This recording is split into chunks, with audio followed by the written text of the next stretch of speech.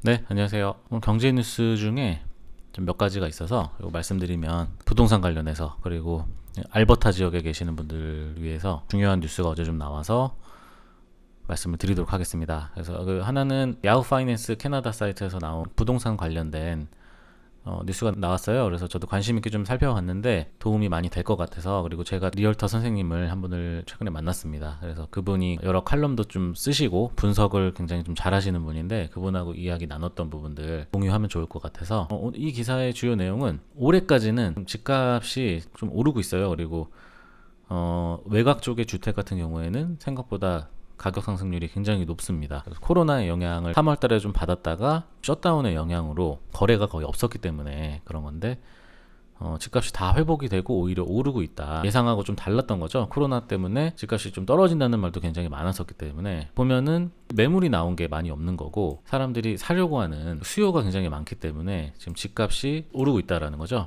그래서 언제까지 오르냐면은 2020년 말까지 오른다고 하는 겁니다. 그래서 리맥스, 캐나다에서 가장 큰 부동산 회사죠, 보고서를 발표를 해서 그 부분에 대한 내용이 나온 건데, 팬데믹 이후에 우려했던 것과는 좀 다르게 정부에서 보조금도 많이 풀어주고 재정 지원을 굉장히 많이 해줬기 때문에 물가 상승이 좀 꾸준히 일어나면서 집값도 같이 올라간 경향이 있는데, 내년에는 좀 다를 수 있다라는 그런 얘기를 하고 있습니다. 크리스토퍼 알렉산더라고 하는 리맥스의 부사장인데, 이 사람이 내년에는 조금 전망이 어둡다라는 그런 얘기를 하고 있습니다. 2020년에 3분기하고 4분기 하반기에 4.6% 정도의 집값이 좀 더 오를 것 같다라는 예상치를 내놨고요. 그 수요하고 매물이 나와 있는 그런 현상들을 좀 분석을 해서 사람들이 좀 문의하고 있는 데이터를 모아서 예상치를 냈다고 합니다. 그래서 보면은 32%의 캐네디언들은 좀 이제 중심가에 있던 사람들이 외곽으로, 그 도시에서 좀 외곽 도시나 아니면 루럴 커뮤니티로 나가는 거를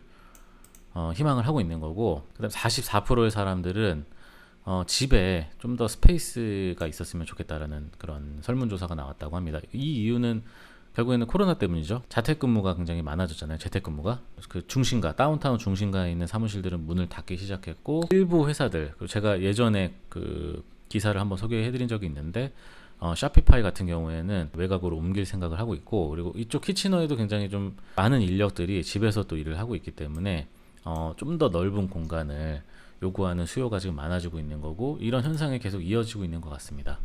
사무실에 출퇴근하기 위해서 다운타운에 렌트를 살던 사람들이 이제 외곽으로 나가면서 내 집을 소유하고 싶어하는, 내 주택을 갖고 싶어하는 수요가 좀 많아지면서 대비 물량은 굉장히 좀 없었던 거죠.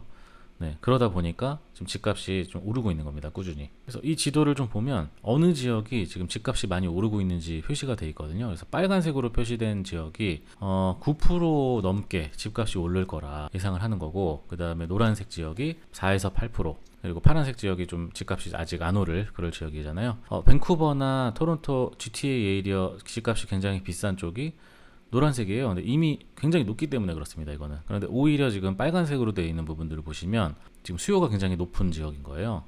네, 그래서 썬더베이도 그렇고, 뭐 피터브로나 더럼, 뭐 서드버리 이런 데가 지금 보면은 그 토론토 지역에서 외곽으로 나가는 수요가 있는, 그런 사람들이 들어오면서 집에 수요들이 좀 생기지 않았나 그런 생각을 합니다.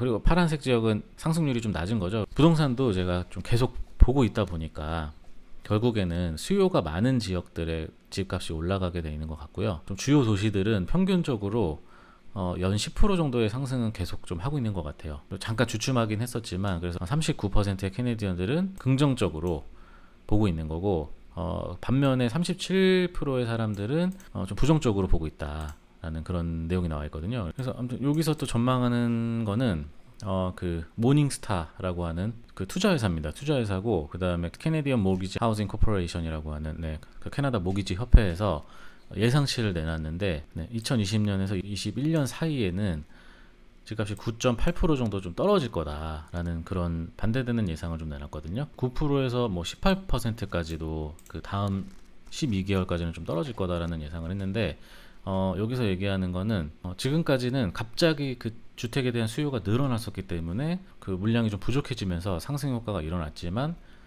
지금 현재 이 수요들, 다운타운에서 지내고 있던 사람들이 외곽으로 어느 정도 다 자리를 잡고 난 후에는 그때부터 진정한 그 팬데믹의 효과가 좀 나올 수 있다라는 얘기고, 어느 정도는 저도 이거는 공감을 하는 이유는 다운타운 쪽에 그 렌트 수요가 많이 줄어들고 있는 건 사실이잖아요. 그쪽부터 조금씩 그 타격을 좀 입을 것 같긴 하고, 인벤토리 프로블럼, 이게 그 재고 물량이 계속 쌓여 있어서 생기는 문제인데, 이 문제는 좀 지속되는 문제였다고 합니다. 근데 이번에 좀 일시적으로 그 부분이 해결이 된 건데, 국가적인 관점에서 풀 수 있는 그런 전략이 좀 없기 때문에 걱정이 된다, 라는 그런 기사로 마무리를 하거든요. 이거는 일단 알 수는 없는 부분인 것 같아요. 네, 왜냐하면은 항상 뭐 집값이 오른다거나 내린다거나 하는 예상들은 굉장히 많았었고, 그런데도 좀 꾸준히 집값은 오르고 있잖아요. 이게 같은 땅 위에 집을 올려서 그 집의 가치는 다 똑같을 거 아니에요. 그 집에 들어가는 건축 자재라던가 그런 부분들. 근데 그 도시의 인프라라던가 그 접근성, 그리고 사람들이 몰리면서 수요랑 공급량에 따라서 그 가격이 책정이 되는데, 어느 정도 그 사람들이 좀 많이 선호하는 지역 같은 경우에는 집값이 올라갈 때는 적정 퍼센트대로 올라가겠지만 하락은 굉장히 좀 조금씩 되는, 그렇게 갈 것 같거든요. 이런 좀 주요 지역들 같은 경우에는. 그런데 좀 외곽 지역 같은 경우에는 상승할 때는 조금 올라가지만 하락할 때는 이런 집들이 수요들이 확 떨어지기 때문에 집값이 좀 많이 내려갈 수 있다라는 그런 생각에는 조금은 동의를 하고 있거든요. 그 쉽게 예측할 수 없는 부분이기 때문에 그 3, 4분기의 결과를 같이 한번 지켜봐야 될 것 같고요. 네, 이거는 제가 지금 있는 그 키치너 워터루 지역의 정보지예요. 정보지고 동서남북이라고 하는 정보지인데, 이게 인터넷으로 접속을 해서 볼 수 있는 거고, 제가 지금 지내고 있는 콘도를 같이 도와주셔서 이제 인연을 맺게 됐고, 네, 그래서 최근에 한번 그 만남을 가졌던 그 이종철, 네, 리얼터 선생님하고 제가 한번 해서 이 부동산에 대해서 한번 여쭤봤었거든요. 그래서 이런 분석 기사를 여기 칼럼을 매 회마다 쓰시는 분이에요. 그런데 지금 워터루 키치너 지역이 굉장히 좀 핫한 동네더라고요. 얘기를 들어보니까.